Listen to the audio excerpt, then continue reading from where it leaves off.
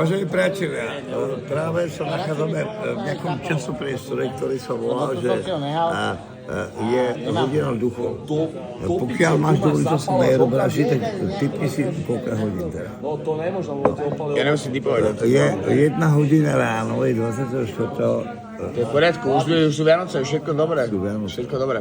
Takže ja gratulujem všetkým tým rybárikom, ktorí tak krásne ulovili tie rybičky, dali do toho lagu a vytvorili tento permakulturálny takmer božský nápoj.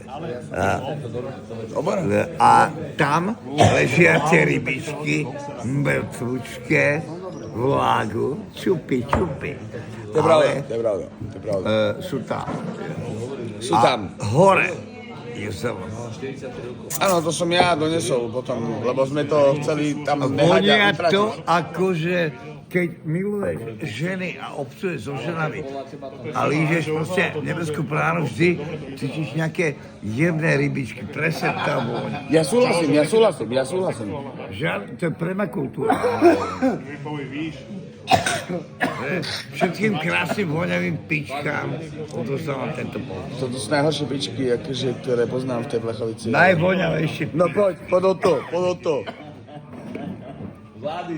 Pozri sa, tu buzeranská lava. Lak! Hovná stračky, čo si trepal. No počkaj, ale daj si rybu. To sa nemôže skutočniť, lebo to je moc sláve. Neľuď ma k tomu, aby som jedol tú rybu.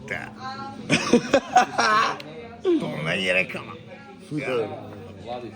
To není reklama. Nemôžeš ma To ne, to iba keď chceš. Ale ty nechceš. A ja chcem, ale postupne, to sa ne... Akože ty dávky nemôžeš nás znásilňovať. Ale chudí ti to, či ne? Popiť. Hej? Ešte raz. Je to absolútne, že top. Čo chceš viac? No všetko si už ukázal, však jedl Takže si zjedol. sa nepýtaj. Nie je dobre sa moc pýtať, či potom zlý novinár. Nie, ja nejsem zlý novinár, ale aj tak si to dá to dobré, akože. Je to popiči. Tak ja neviem, či to úplne chutí, alebo ne. Ale bráda. To má táto stále. Ale dobré, akože je to brutálne, Ten smrad je brutálny. Daj dole záznam. Ten záznam je tu nahrávaný. A tento muž si nahrávaný. Čau. Krášenko, Fuj, to je krásne hnus. Vianoce, Bože. Aj tebe, Johnny. Dotýkam sa ťa. Fuj. Aj pre deti.